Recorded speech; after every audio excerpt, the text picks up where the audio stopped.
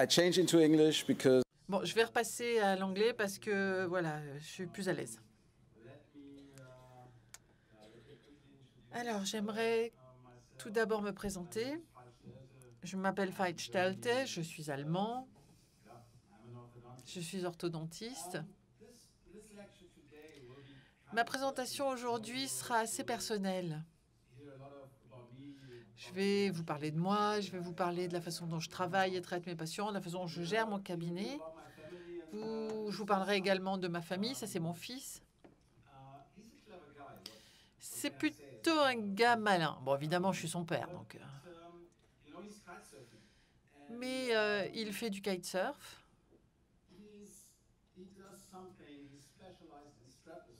Et il s'est spécialisé dans une sous-discipline du kitesurf, c'est-à-dire qu'il n'y a pas d'attache pour les pieds sur son surf. Il a été sponsorisé par la marque principale dans ce domaine qui s'appelle Duotone. Et il est le plus jeune de son équipe parce qu'il fait quelque chose que personne d'autre ne sait faire. Travailler avec faire du kitesurf avec un kite sur lequel un surf sur lequel il n'y a pas d'attache pour les pieds. Ça c'est ma fille. Elle est intelligente aussi. Que dire d'autre?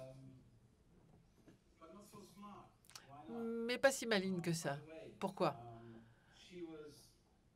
À propos, elle a eu un traitement orthodontique et pas lui. Ils sont jumeaux, hein.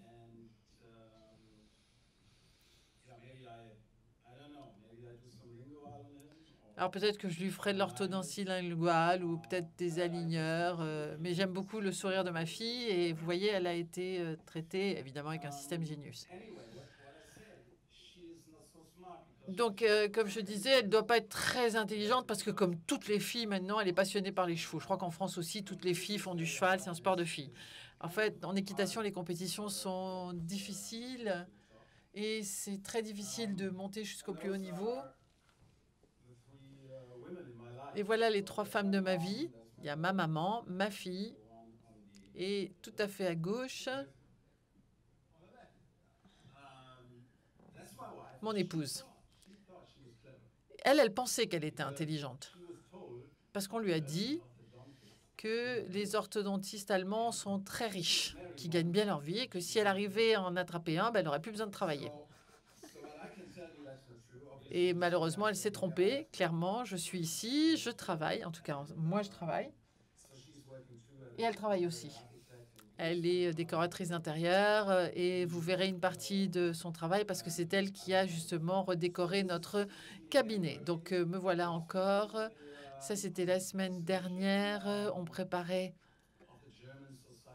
une exposition de la société allemande et on a donc présenté les braquettes Genius et ça a été un véritable plaisir. Et bon, je pars un peu en vacances aussi de temps en temps, hein. Je ne fais pas que travailler. Et pendant mes vacances, j'ai le temps de réfléchir. Alors, il y a des moments où je suis sérieux et je dis « Stop, ça suffit, on ne peut plus continuer comme ça. » Il faut commencer à penser autrement.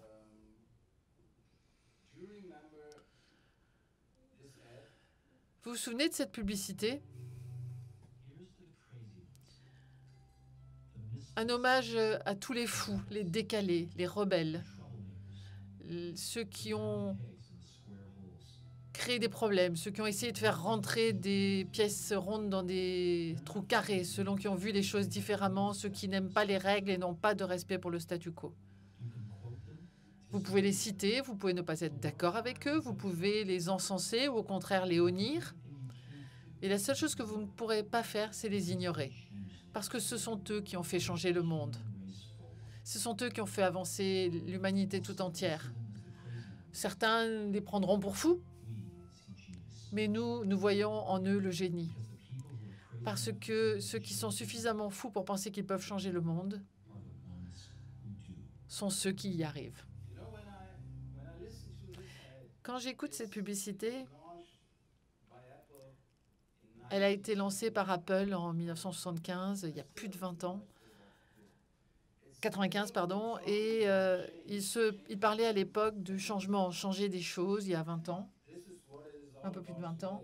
Mais en fait, c'est de ça qu'on parle aujourd'hui aussi, et c'est de ça que je voudrais vous parler, de faire changer les choses.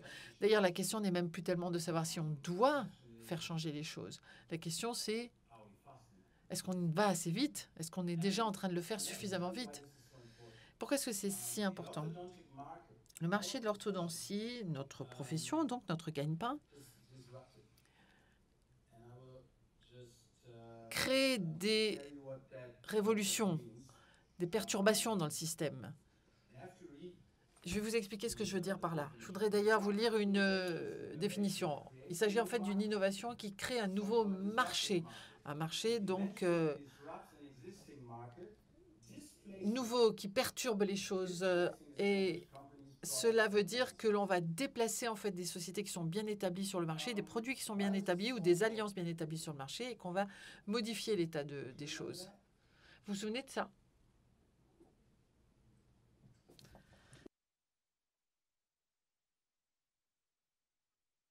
C'était une pellicule Kodak. Kodak était de loin le leader de la photographie. En 1979, Kodak était la première société à avoir lancé un appareil photo numérique. Mais ils ont continué à s'entêter avec leurs compétences dans le domaine de l'analogique et ça a entraîné leur disparition.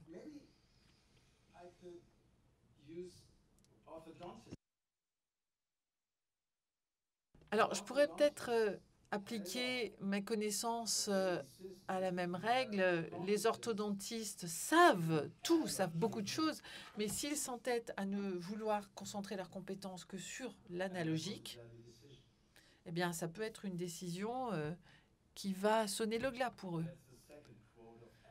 Et ça, c'est la deuxième citation d'Apple aujourd'hui. Steve Jobs a dit « Si vous ne vous cannibalisez pas vous-même, quelqu'un d'autre doit le faire pour vous. » Donc, si nous ne commençons pas à utiliser la technologie qui est disponible aujourd'hui, la nouvelle technologie, ben, quelqu'un d'autre va le faire. Et va le faire à notre encontre, à nos dépens. Alors, pourquoi est-ce que c'est important? Il y a 3 technologies qui ont le potentiel le plus fort de révolutionner le marché. L'intelligence artificielle, la réalité virtuelle et l'impression en 3 dimensions. Et voilà une étude publiée dans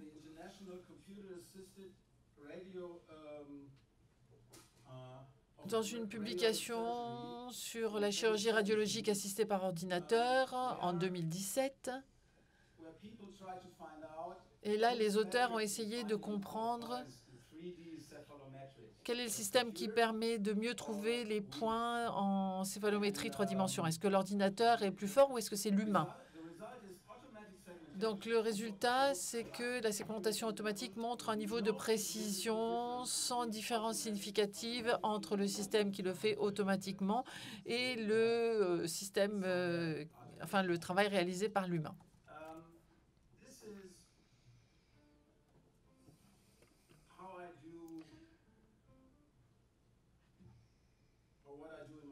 Voilà ce que je fais dans mon cabinet quand des nouveaux patients arrivent et viennent me consulter. Je fais une consultation en 3 dimensions. Je fais une consultation basée sur la réalité virtuelle. Je n'observe même pas le patient dans sa bouche directement, je montre sa bouche sur mon écran. Et ça, c'était au début, j'avais un petit écran. Maintenant, j'ai un immense écran sur le mur et le patient est assis avec moi face à cet écran et je lui explique sur l'écran. J'utilise des vidéos pour montrer au patient ce qui va se passer par la suite. Et puis, on fait nos impressions maintenant. Enfin, on le fait tous, hein. Qui a une imprimante 3 dimensions ici? Levez la main. Qui a une imprimante 3D? Ah ouais, pas beaucoup. Bon, c'est bien. Parce que si vous leviez tous la main maintenant, je pourrais rentrer chez moi. Je n'aurais plus besoin de faire ma présentation. Mais je vous encourage à vous lancer. Quand je regarde ces photos, ça me paraît complètement fou. Regardez, à une époque, on utilisait des modèles en plâtre. Mais bon, après, maintenant, c'est du plastique, hein, de toute façon. Donc, qu'est-ce qu'on fait en Allemagne à l'heure actuelle? On a des startups dans le domaine des aligneurs. J'en ai parlé avec pas mal de gens tout à l'heure. Et récemment, et je sais qu'ils viennent en France aussi. En Allemagne, on a Smile Directors Club, on a Dr. Smile, on en a plusieurs. Qu'est-ce qu'ils font? Ils utilisent, eux, la technologie. Ils utilisent nos connaissances et les mettent à profit alors qu'ils ne sont pas dentistes eux-mêmes. Ils sont bien habillés, il y a des jolies hôtesses, ils vous font un scanner dans la bouche et ils traitent mon patient, ils me piquent mon patient. Et pour moi, la menace est réelle. J'ai le sentiment que notre profession a quelque part perdu ses lettres de noblesse. Et quand j'ai écouté la présentation de Didier tout à l'heure, je me suis dit, l'orthodontie linguale, c'est cool parce que c'est difficile à imiter. Ce serait peut-être une façon de réagir parce que les aligneurs, les gens font des aligneurs alors qu'ils n'ont pas la moindre idée de ce qu'il faut faire pour déplacer des dents et poser des braquettes, surtout des braquettes lingots, ça nécessite quand même une certaine connaissance. Et donc on pourrait peut-être en reparler. Alors qu'est-ce que nous avons fait?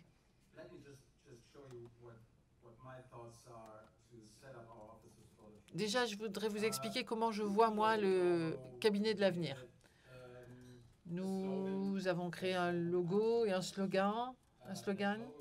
Alors, notre logo, c'est de l'allemand, Spange DE. C'est bien allemand, Spange DE. Ça serait les bagues en français. Les braquettes.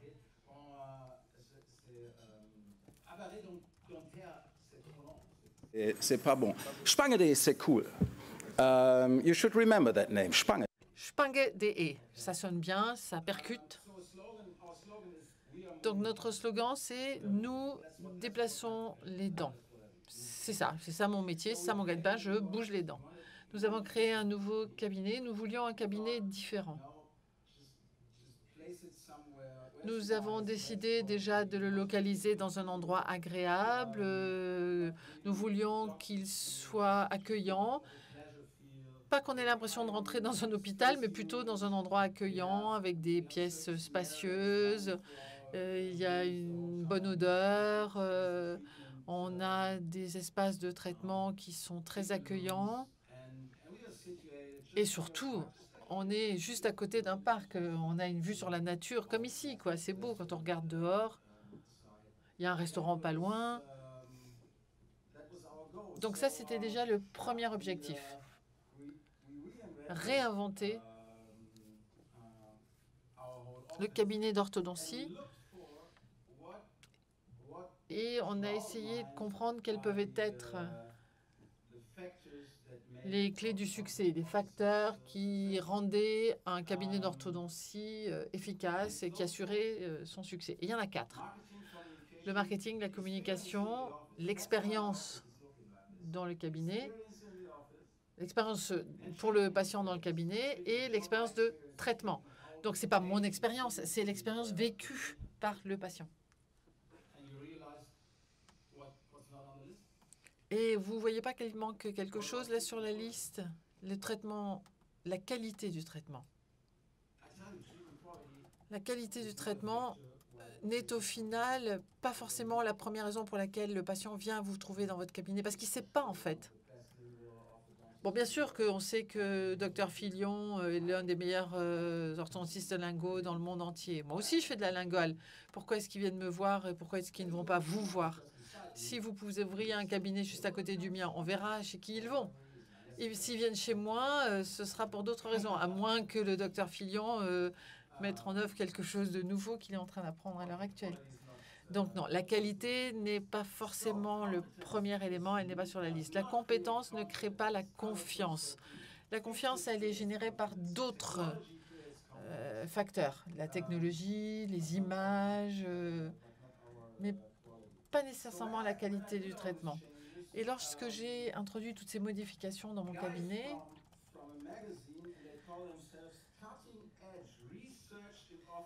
il y a des gens qui publient un magazine et qui se considèrent comme la pointe de la recherche en orthodontie en Allemagne et sont venus me trouver, m'ont dit on voudrait faire un article. Et je leur ai demandé qu'est-ce que vous voulez écrire. Et ils m'ont répondu on voudrait savoir comment vous traitez les patients, quels services vous apportez à votre patient. Alors je pensais qu'ils voulaient parler du Genius, des braquettes, pas du tout.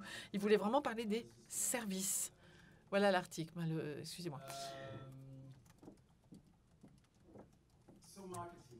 Le marketing. Le marketing a pour objectif d'augmenter le flux de patients qui viennent au cabinet. Avant tout, si vous faites un bon marketing pour votre cabinet, vous devez vous vendre vous devez vendre Spange DE, mais vous ne devez pas vendre Amco ou Invisalign. C'est nous qu'il faut vendre, c'est sur nous que doit porter le marketing. C'est pour ça que moi, je m'appelle Spange DE. C'est un titre, un slogan court, percutant, enfin un logo court et percutant qui me permet de me vendre bien. Quelle est la stratégie? Il y a 2 points dont je voudrais parler. Tout d'abord, il faut créer une image. Et l'image que j'ai créée, c'est moi. Et si vous regardez mon cabinet, vous verrez mon image. Spange DE, qu'est-ce que ça représente? D'abord, ça doit être un symbole de qualité, de sportivité, de dynamisme, de qualification. Et ensuite, il faut avoir une USP, c'est-à-dire qu'il faut pouvoir être reconnu plus que les autres. Sinon, les gens n'ont aucune raison de nous choisir plutôt que d'autres cabinets. Mon fils, on le reconnaît par rapport aux autres. Vous, on vous reconnaît par rapport aux autres. C'est ça qu'il faut obtenir, c'est qu'on soit reconnaissable. Quels sont les principaux facteurs dans la prise de décision? Les émotions positives. Si vous faites sourire vos patients, c'est déjà un bon point. Et une autre publicité de Mercedes. Regardez la publicité. Est-ce que la publicité parle de la voiture, de ses performances, de la qualité de la voiture? Pas du tout. Regardez. Si ça marche. Est-ce qu'on peut avoir le son? Il n'y a pas de son?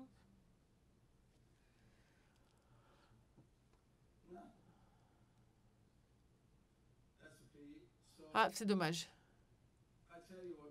En fait,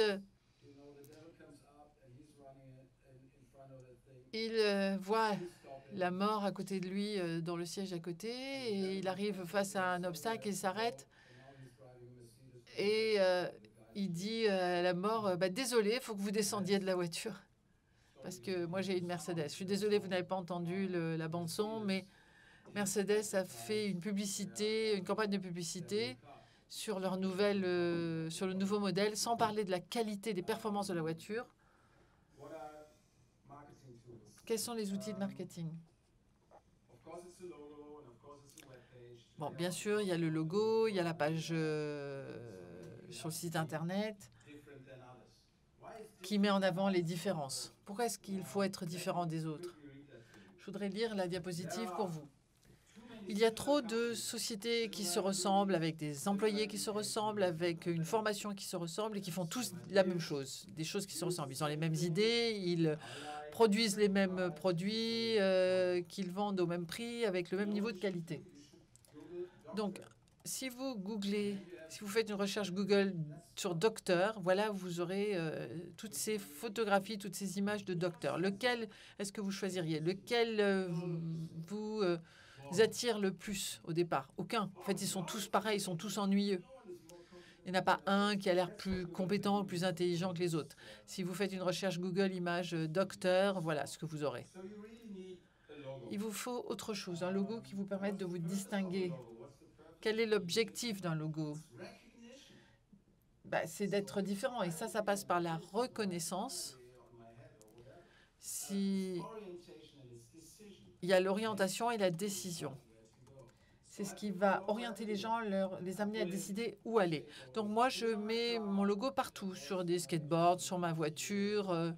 Ça, c'était l'année dernière quand je suis allée à Zurich.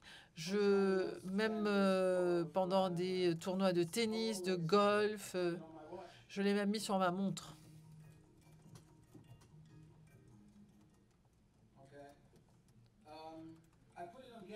Je le mets sur des gadgets. On a plein de goodies et de gadgets au bureau. Vous savez ce que c'est, ça? C'est super pour les jeunes. C'est une batterie pour recharger les téléphones.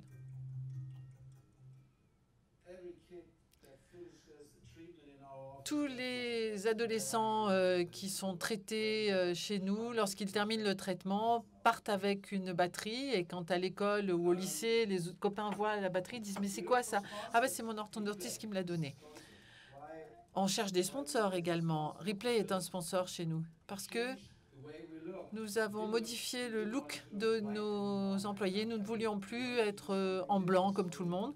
Nous avons décidé de faire les choses différemment. Et donc, nous avons créé un nouveau look avec une société qui nous fournit des chaussures. À l'occurrence, les chaussures, c'est Adidas. Et voilà le look maintenant dans notre clinique. Les assistantes en bleu et les dentistes en bleu foncé. Et on a rassemblé toutes ces idées dans le manuel de Spange DE. Tous les nouveaux salariés, quand nous les embauchons, reçoivent ce manuel. Tout est résumé. C'est notre vision qui est résumée dans ce manuel. C'est notre livre qui contient les connaissances de notre cabinet, notre méthode de travail, et nous donnons donc ce manuel à toutes les nouvelles recrues dans notre cabinet.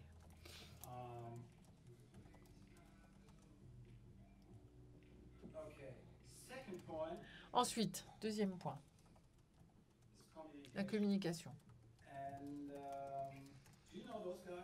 Vous savez qui c'est, ça? Ce sont des gens qui font du monitoring, en fait, qui analysent, qui font du monitoring dentaire. Voilà ce qu'ils font. Quand je les ai rencontrés pour la première fois, j'étais en train de devenir dingue.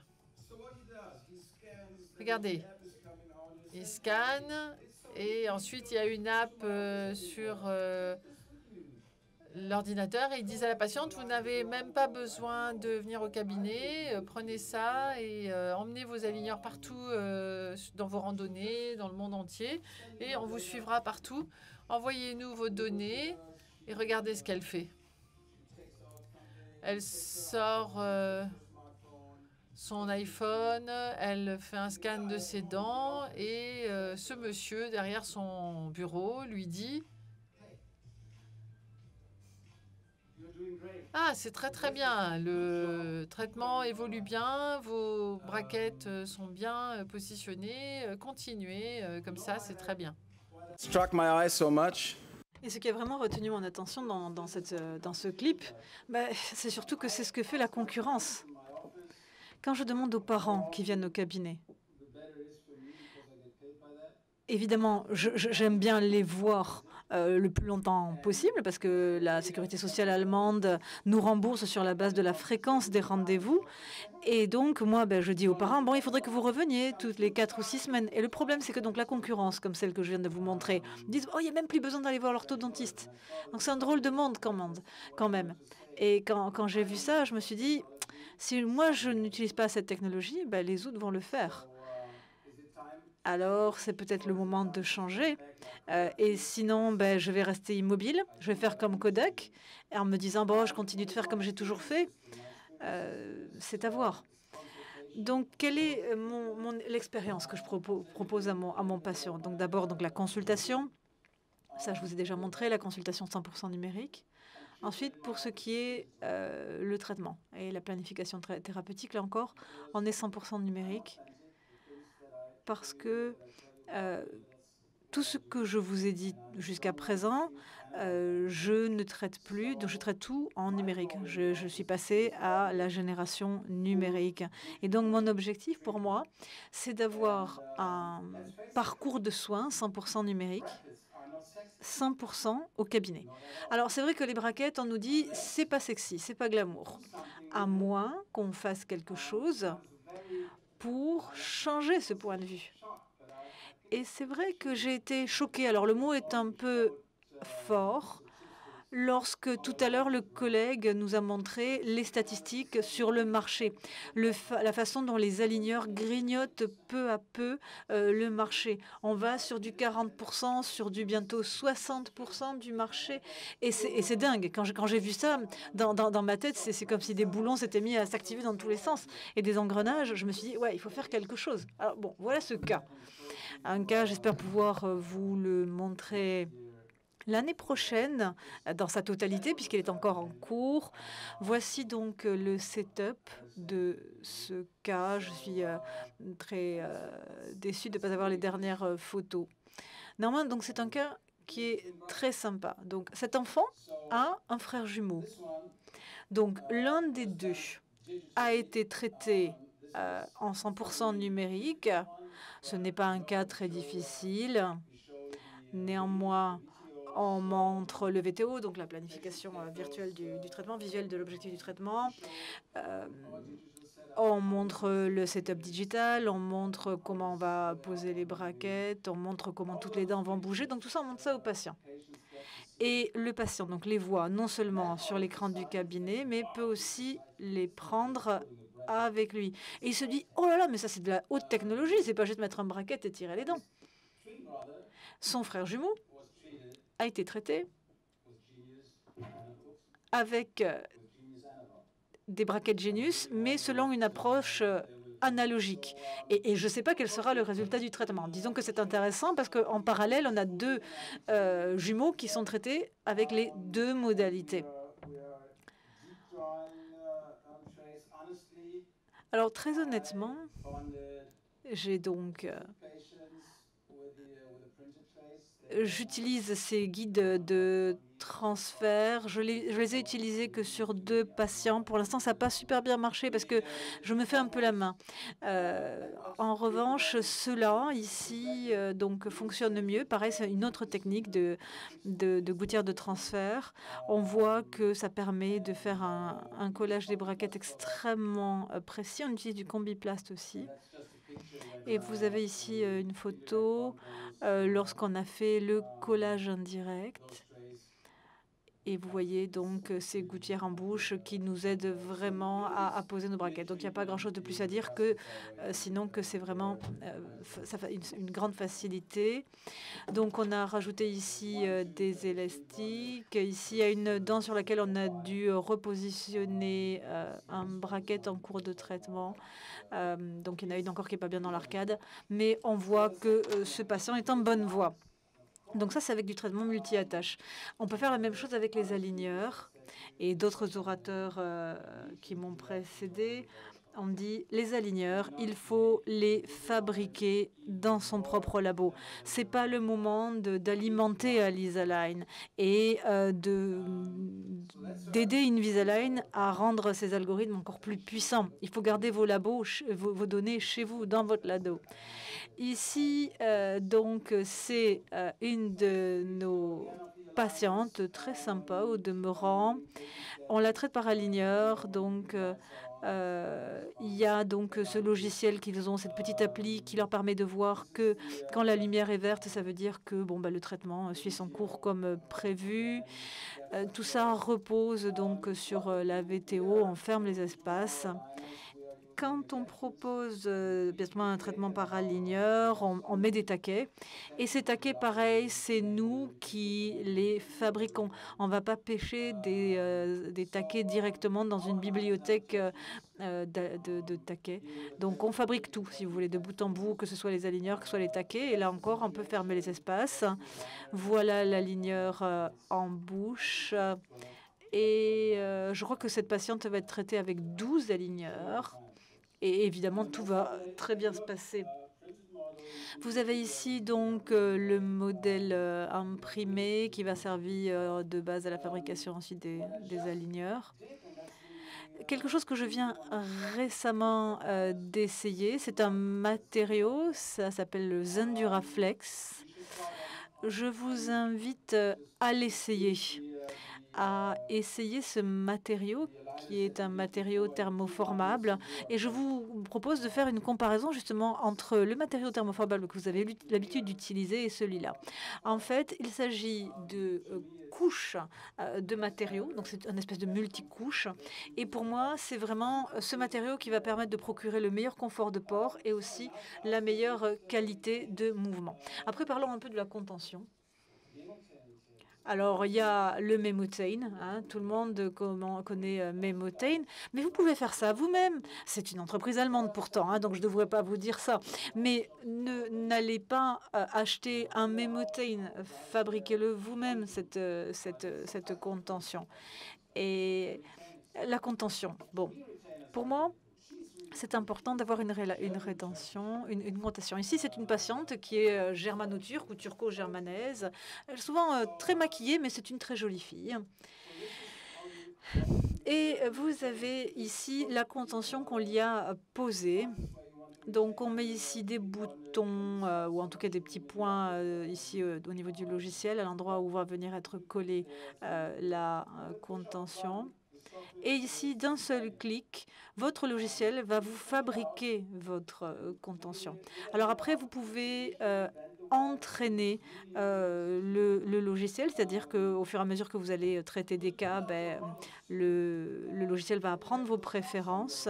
Vous pouvez aussi ajouter ces petites butées sur vos modèles et la contention va venir juste au-dessus. Donc, vous faites vos pliages, vous mettez donc ces butées et votre contention vient s'appuyer là et il suffit juste de coller. Donc, pour le technicien, ça va lui prendre 10 minutes. C'est super facile. Il n'y a plus qu'à suivre les prescriptions. Et évidemment, au lieu d'aller acheter un dispositif chez un fabricant tiers, vous faites tout chez vous. Et donc, c'est autant d'économies. Donc, comme cela nous a été bien expliqué, c'est un moyen vraiment d'optimiser le profit du cabinet. Donc ça, on sait comment faire, hein. C'est fort simple. Vous avez ici les deux arcades, l'une après l'autre. Alors, parfois, je ne vois même plus la différence entre le Memotane, donc celui qui existe sur le marché, et ce que je fabrique moi-même. Et je suis... Alors, j'étais content que quelqu'un mentionne Blue Edge. C'est vrai que c'est du matériau, c'est un peu vieillot, hein, mais j'aime bien utiliser Blue Edge, en particulier lorsqu'il s'agit de poser mes contentions. Et donc, Spangd, on est fiers d'utiliser Blue Edge. Non, et apparemment, le chronomètre, là, il est pas bon parce qu'il me dit que j'ai encore 1 heure. Or, non, c'est la conclusion. Alors, mes conclusions, c'est quoi? Il faut utiliser des braquettes. Utiliser des braquettes lingots. Parce qu'elles sont encore, les braquettes lingots et le traitement en lingual, c'est encore plus difficile à maîtriser, donc ça vous donne un avantage concurrentiel.